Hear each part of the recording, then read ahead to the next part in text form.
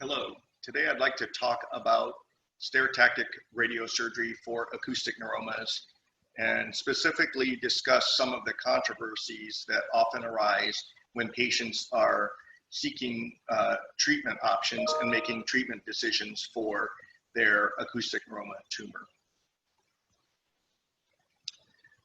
First, just one brief slide on anatomy. This is a cross-section of the inner ear, and we can see in the upper picture the outer earlobe, the external ear canal, the eardrum, and then the actual ear nerves, the internal auditory nerves, and the cochlear nerve. We can see in the lower figure where the acoustic neuroma tumors are located, and you can see that they're often displacing the nerves. But I just wanted to put this slide in from the Mayfield Clinic atlas that shows the location of the tumor relative to the inner ear. One slide that shows the actual variability in sizes of acoustic neuroma before we started on the controversy. So I just picked three representative examples here. The upper slide shows what we would consider a small acoustic neuroma, in this case about 1 centimeter to 1.5 centimeters, and it is this white mass right here. There is no pressure on the brainstem at all. The second figure shows a medium-sized acoustic neuroma. It's extending out into the cerebellum and the brainstem and just touching the cerebellum and the brainstem there. And at the bottom, we see a larger acoustic neuroma, which is extending out further, compressing the brainstem and the cerebellum and displacing those structures. So let's talk about some of the controversies that come up for acoustic neuroma tumors. The first controversy or that's often talked about among patients is that small acoustic neuromas never need to be treated. And we can see in this figure here, there's an arrow pointing to a very small acoustic neuroma. This would be measuring probably about 6 millimeters in longest dimension. So certainly a small meningioma. And the question is what to do if you are a patient that has a small acoustic neuroma that has been recently discovered. The treatment guidelines for small acoustic neuromas are not as clear as they are for larger tumors. When you're dealing with a large tumor that's causing a lot of symptoms, it's much more logical that you need to have treatment. But when you have a small tumor that's causing minimal symptoms, it's less clear in the mind of many physicians and patients in terms of what to do. So one option is just to watch the tumor or follow it, since the tumor is small, and even if the tumor grows, there is still time to treat it.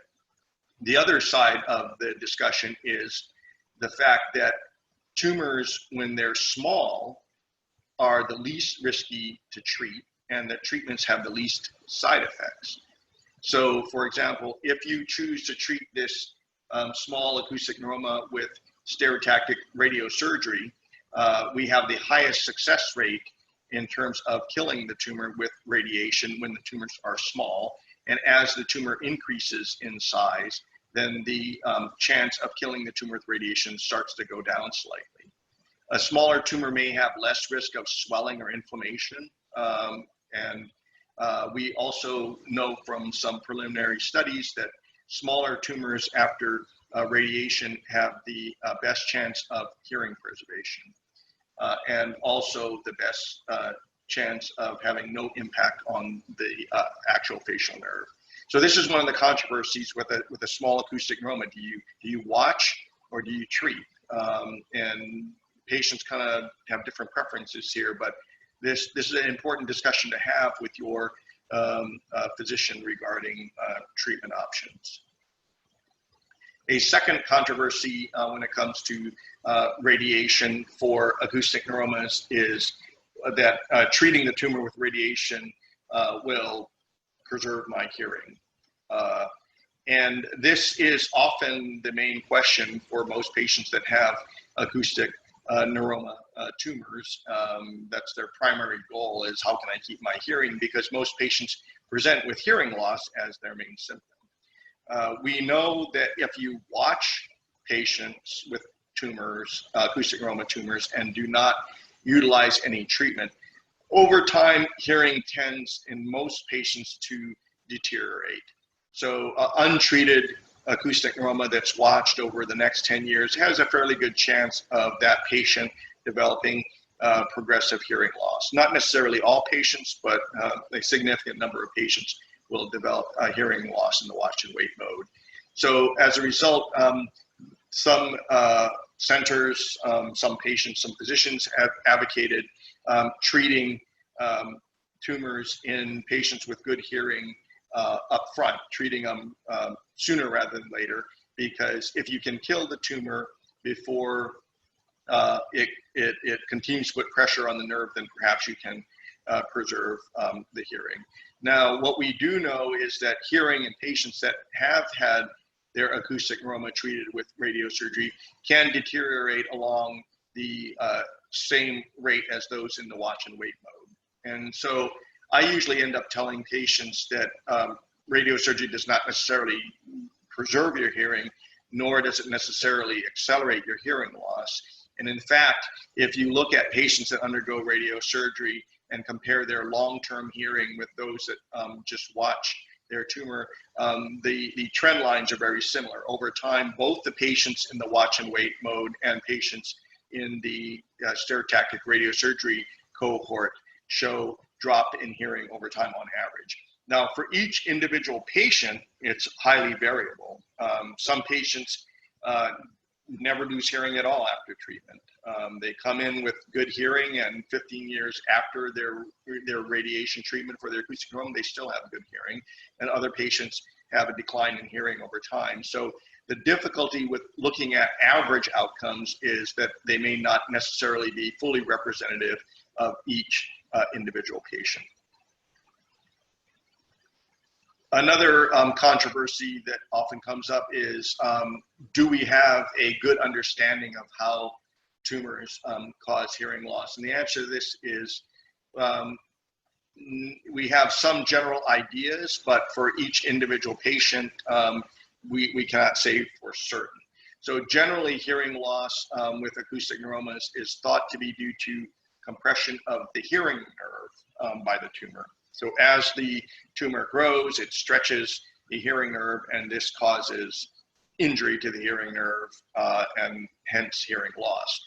What we don't know is how much pressure the tumor is applying to the nerve, and is the injury to the nerve a function of pressure. We cannot determine pressure on an MRI scan. We can see a tumor, an acoustic neuroma tumor, and we can see where it might be pushing on your hearing nerve, but the MRI scan doesn't tell us how much pressure that tumor is putting on the nerve. Furthermore, is it also the duration of pressure? If a tumor has been pushing on your hearing nerve for 6 months, that may not impact the nerve as much as a tumor that's been pushing on the nerve for 6 years. And then third, is it the actual length of the nerve that's under pressure? Some physicians have thought that perhaps the greater the length of nerve that's under pressure, the more likely you are to have hearing loss. Some patients have very abrupt, sudden hearing loss, and this may be due to what we call vascular compromise. Perhaps the blood supply to the hearing nerve has been compressed by the tumor and suddenly shut off, and the tumor therefore blocks the blood supply to the hearing nerve, and the hearing can be suddenly lost at that point. So that's also a possibility. But we do know that there are some patients with quite large acoustic neuromas that have absolutely no hearing loss, and other patients with tiny acoustic neuromas that have complete hearing loss. So it's not completely the size of the tumor that explains the hearing loss in this patient population. So here's just one photograph that I put in here showing an acoustic neuroma tumor. It's this large oval pinkish mass here, and the nerves are these lighter white structures located along the side of the tumor. So this is kind of a typical intraoperative photo of what we would see before we would start to remove the tumor. So we know that patients often wonder if the size of their acoustic neuroma correlates with their symptoms. So a common, description I get from a patient is the patient will say, well, I know my tumor is growing because my symptoms are getting worse, or I can tell when I should have treatment because my symptoms will get worse and therefore my tumor is growing and therefore I want treatment. It turns out that this idea that changes in your symptoms will correlate with changes in your tumor size is not exactly correct. Your tumor could significantly enlarge without any change at all in your symptoms, or the opposite could happen. The tumor could not change in size, could be completely stable on MRI scan, and you could have significant worsening in your symptoms. Furthermore, once you have symptoms, surgical resection of the tumors do not always mean improvement of symptoms, and radiation of your tumor does not always mean improvement of symptoms. So once you have symptoms, treatment may try to reverse them, but oftentimes may not be completely successful. So another common controversy is that the radiation treatment for acoustic neuromas can cause cancer. Because we're using radiation to kill your acoustic neuroma, and people think radiation can cause cancer. So this is a very, very common question that I get. And I try to tell a patient two things. Often a patient is comparing radiation versus surgery. And this issue comes up about radiation causing cancer, and they'll say, therefore I want surgery. It turns out that the risk of dying with surgery for your acoustic neuroma can be as high as about 1 in 500.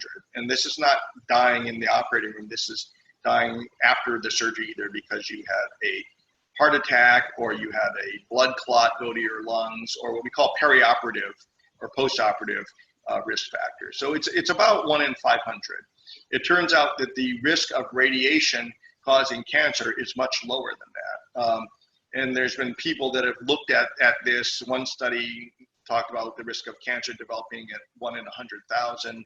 I typically quote patients 1 in 10,000 to 1 in 20,000, which is less than 1 in 100,000, but certainly much lower than the 1 in 500 risk of dying with surgery.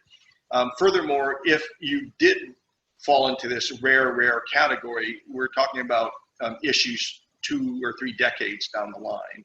So the bottom line is that you are much more likely to die from surgery for an acoustic neuroma than to develop cancer from radiation, probably by a factor of 20 times more likely to die from surgery. So I don't really look at this as a significant issue. A lot of patients get concerned about this, but you're talking about numbers that are so rare that it's not really, in my mind, part of the decision-making process. Related to this is this idea of cell phones causing acoustic neuromas. And what we know in terms of cell phone subscribers is shown in a couple of slides here. You can see that both in the developed countries as well as developing countries and the entire world, that cell phone subscribers have gone up dramatically to the point that there is almost, almost everybody in the world at this point is having a cell phone. So if cell phones were causing causing acoustic neuromas to develop, we would expect to see a rise in the number of acoustic neuroma tumors if cell phone utilization was somehow linked to that. So what we see is cell phone use has increased sixfold in the last 20 years, but the incidence of acoustic neuromas has not changed during that time period. And furthermore, the incidence of all brain tumors, not just acoustic neuromas, but all brain tumors, including malignant brain tumors, has also not changed during that time period. So it appears, at least from the existing data, is that there does not appear to be any link or any strong link between using cell phones and developing of acoustic neuromas. And so I think this is a situation where people get caught up on one issue and they're not taking they're not paying attention to the bigger data here. So by focusing exclusively on whether or not cell phones cause acoustic neuromas, patients are getting hung up on that particular topic and not looking at the different treatment options for their tumors. Another controversy for acoustic neuromas is, does the radiosurgery or surgery provide better balance preservation? So a patient doesn't have any balance problems. They're debating between radiation or surgery for the acoustic neuromas, which is better. So at surgery, you typically have to remove or cut one of the balance nerves to get the tumor out.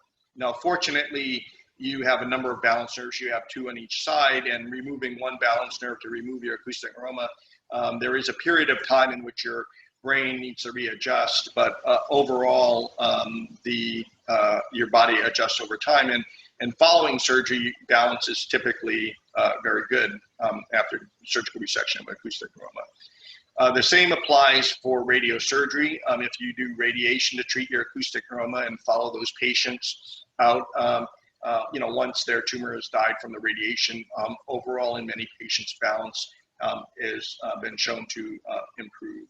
So either with surgery or with radiation, patients down the line, not necessarily right immediately after treatment, but down the line, have either stable or, in many cases, improved balance function. Another controversy is that acoustic neuroma tumors need, if you choose treatment, you choose either surgery or radiation. The reason why I put this in as a controversy is that what many patients overlook is the possibility of combining the treatment options as part of the initial plan.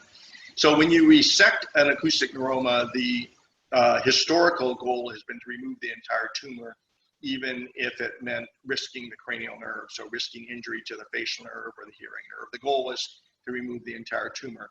What we've learned over the years is that it is, from a quality of life standpoint, it is better to to try to preserve function of the nerves, particularly the facial nerve, as much as possible, even if it means leaving a portion of the tumor on the facial nerve. So having said that, one option for patients with acoustic neuromas is what we would call a planned subtotal resection of the tumor, leaving some tumor in place along the facial nerve so you don't injure the facial nerve at all, and then coming back and treating that residual tumor with stereotactic radiosurgery. And sometimes combining these two treatments is safer for the patient. So here's an example. This is a large tumor here. It's indenting the brain. This tumor was too large for stereotactic radiosurgery as the primary treatment because it was pushing on the brain. So this patient needed to have a surgical resection, but they also wanted to minimize any chance of injury to the facial nerve.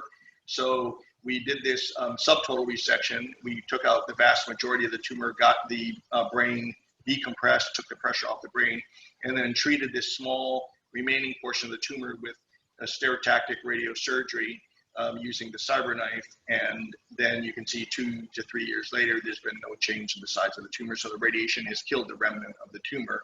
And in this way, we were able to maximize chance of preserving the facial nerve. The last controversy I wanted to talk about, I think also commonly comes up in patients when they're trying to determine whether or not to undergo radiation treatment or surgery treatment.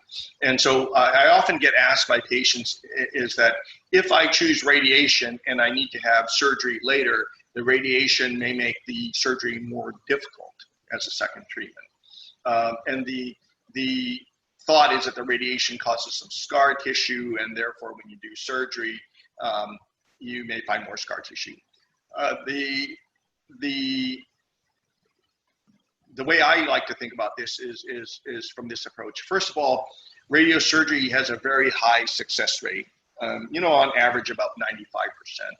So the concept of needing a second treatment only applies to 5% of patients, or 1 out of every 20 patients that undergo radiosurgery treatment.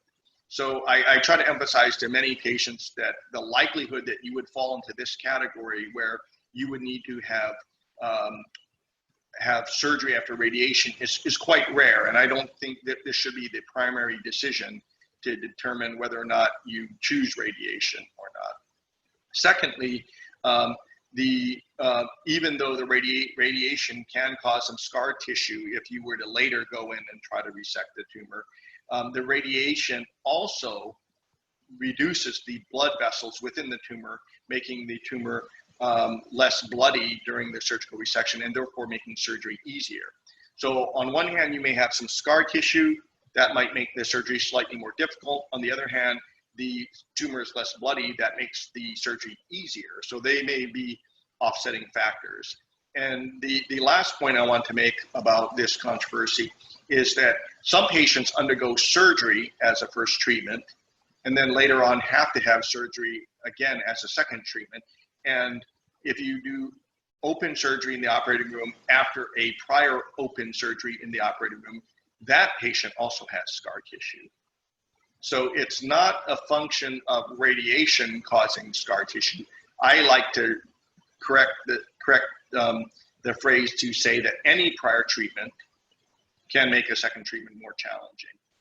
If you have surgery in the operating room and then later on have to have a second surgery in the operating room, the second surgery may be more difficult from scar tissue. If you have surgery as a first treatment and then have to have radiation, sometimes radiation may be harder to target because of the scar tissue. So again, this is something that needs to be discussed, but because the vast majority of patients have excellent results with the radiosurgery, I don't think this comes up often. Thank you for your time and attention on this video on controversies in the management of acoustic neuromas with stereotactic radiosurgery. I hope this was informative for you. Thank you.